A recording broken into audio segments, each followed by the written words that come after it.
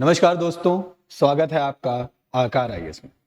दोस्तों, आज के इस वीडियो में हम बात करेंगे कनाडा के fast track study visa scheme के बारे में, जिसे कनाडा सरकार ने तत्काल प्रभाव से बंद कर दिया है।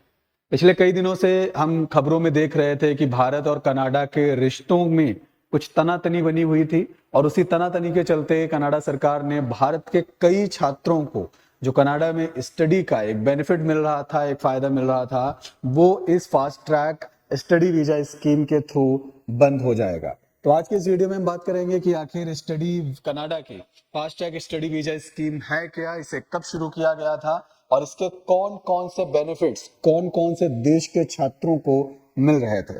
तो चलिए शुरू करते हैं। कनाडा सरकार के द्वारा fast track study visa scheme को तत्काल प्रभाव से समाप्त कर दिया गया है। भारत सहित 14 देश के छात्रों को इस योजना का लाभ मिल रहा था। तो भारत के साथ साथ 14 ऐसे देश थे पूरी दुनिया के जिनको कनाडा में पढ़ने के लिए, पढ़ाई करने के लिए fast track study visa scheme का फायदा मिल रहा था। आगे बात करते हैं कि आखिर कनाडा सरकार ने इस fast track study visa scheme को बंद क्यों कर दिया है। तो immigration, refugees and citizenship Canada के एक नोटिफिकेशन के द्वारा यह पता चलता है कि इस फैसले का जो उद्देश्य है कि आखिर इसे बंद क्यों किया गया है, तो immigration, refugees and citizenship Canada की एक नोटिफिकेशन में बताया गया कि छात्रों को आवेदन प्रक्रिया में समान और निष्पक्ष अवसर प्रदान करना है, साथ ही एक सकारात्मक और शैक्षणिक वातावरण मुहैया कराना है। तो कनाडा सरकार की तरफ से जो immigration, refugees and citizenship Canada है, उन्होंने एक नोटिफिकेशन रिलीज किया। उन्होंने कहा कि fast track study visa scheme के द्वारा कहीं ना कहीं एक समानता का जो भाव है, यानी कि जो इक्वालिटी है, वो मेंटेन नहीं हो रही थी। तो उस इक्वालिटी को, उस समानता को मेंटेन करने के लिए और निष्पक्षता के अवसर को लाने के लिए इस fast track study visa scheme को क्या कर दिया गया है, समाप्त कर दिया गया है। उसके साथ साथ में यह भी बताया गया कि विदेशी छात्रों की संख्या को सीमित करना उनका उद्देश्य है और विदेशी छात्रों की संख्या को सीमित करने के उद्देश्य से इस कार्यक्रम को, इस योजना को कनाडा सरकार ने खत्म कर दिया। उसके साथ साथ कनाडा सरकार के और कई तर्क हैं, जैसे कि रेजिडेंस की फैसिलिटी को लेकर के कि आवास की सुविधा जो है, जो विदेशी छात्र हैं उनको नहीं मिल पा रही है। उसके साथ साथ संसाधनों की कमी जो है, ये कई सारे ऐसे तमाम कारण जो है वो कनाडा सरकार की तरफ से दिए गए कि उन्होंने इस आधार पर fast track study visa scheme को समाप्त किया है। आगे बात करते हैं कि आखिर यह स्टडी वीजा स्कीम जो है उसे शुरू कब किया गया था। तो इसे शुरू किया गया था साल 2018 में इमिग्रेशन, रिफ्यूजीज और सिटीजनशिप कनाडा के द्वारा। तो immigration, refugees and citizenship Canada ने साल 2018 में fast track study visa scheme की शुरुआत करी और इस योजना का जो उद्देश्य था, इस योजना का उद्देश्य यह था कि यह उन छात्रों के लिए वीजा आवेदन प्रक्रिया को सरल बनाना था जो 14 देशों से कुछ शर्तों को पूरा करते थे। वो 14 देश जिसमें से कुछ टर्म्स एंड कंडीशंस रखी गई थी, तो उन 14 देश जिनको के fast track study visa scheme का फायदा मिल रहा था, अगर वह उन शर्तों को पूरा करते हैं तो उस आधार पर उनको कनाडा में पढ़ाई करने के लिए fast track study visa scheme जो है मुहैया कराई जाती थी।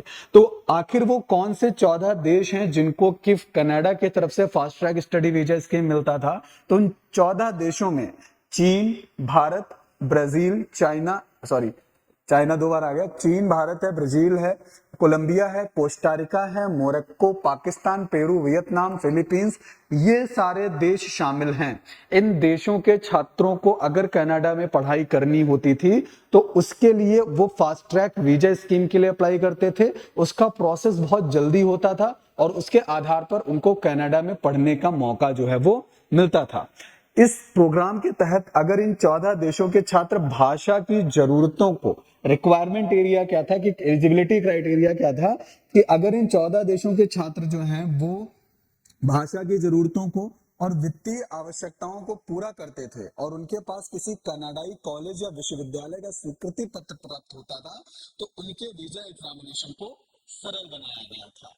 तो भाषा की जरूरतों को पूरा करना, वित्तीय आवश्यकताओं को पूरा करना, ठीक है। उसके साथ कनाडा के किसी कॉलेज या कनाडा की किसी यूनिवर्सिटी का किसी भी स्टूडेंट को अगर स्वीकृति पत्र प्राप्त होता था तो उसके लिए उनके वीजा एग्जामिनेशन को क्या करना होता था, इसके तहत आसान बना दिया जाता था। तो एस टी एस यानी कि स्टडी जो है वीजा प्रोग्राम के माध्यम से क्या था कि जो आवेदन किए जाते थे उनकी स्वीकृति दर कितनी थी, 95% थी। यानी कि सक्सेस रेट, एक्सेप्टेंस रेट जो था वो अच्छा था। यानी कि अगर 100% बच्चे, 100% बच्चे जो है वो fast track study visa scheme के लिए अप्लाई करते थे, तो उसमें से 95% जो एप्लीकेंट्स थे उनके एप्लीकेशंस को क्या कर लिया जाता था, एक्सेप्ट कर लिया जाता था। वीजा को प्रोसेस होने में केवल और केवल 4 सप्ताह का समय लगता था। यानी कि 1 महीने के टाइम पीरियड में जो है पूरा का पूरा वीजा प्रोसेस जो है वो कंप्लीट हो जाता था, जो नियमित स्टडी परमिट के लिए आवश्यक समय का आधा था। तो एक नियमित स्टडी परमिट अगर आप लेते हैं तो एक नियमित स्टडी परमिट में जितना समय लगता है उसका आधा समय, उस आधे समय में ही जो fast track study visa scheme था उसके तहत छात्रों को वो वीजा जो है मिल जाता था। इसके बाद बात करें आखिर भारतीय छात्रों पर इसका क्या प्रभाव पड़ने वाला है, तो 14 देशों में भारत भी शामिल है और भारत की मैक्सिमम छात्र जो हैं वो कनाडा में अपनी पढ़ाई कर रहे हैं। तो इस वजह से क्या होगा कि अब भारतीय छात्रों को लंबी वीजा प्रक्रियाओं से गुजरना पड़ेगा। तो एक प्रोसेस जिसको कंप्लीट होने में केवल 4 हफ्ते का समय लग रहा है, 4 सप्ताह में आपको वीजा मिल जा रहा है स्टडी करने के लिए।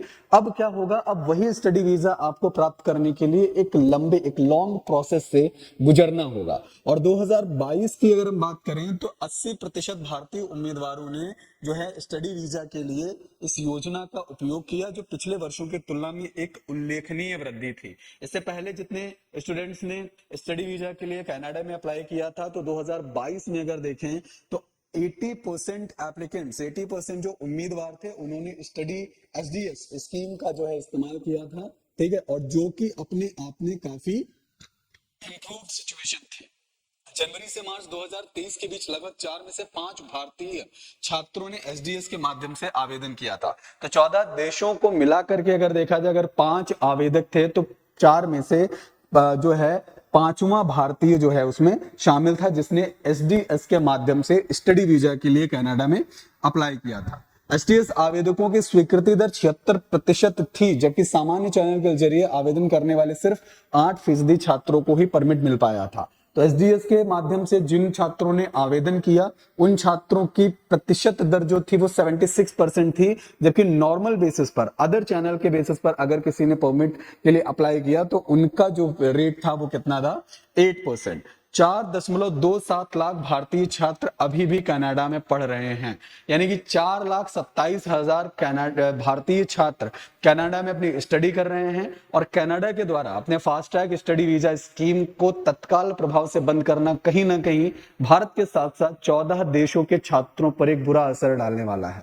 तो अब कनाडा में पढ़ाई करना मुश्किल है, और तर्क जो कनाडा सरकार की तरफ से दिए गए वो ये हैं कि भाई अब हम छात्रों को एक समान अवसर प्रदान करने की ओर अग्रसर हैं। इसी वजह से हमने इस स्टडी वीजा स्कीम को तत्काल प्रभाव से बंद कर दिया है। Thank you.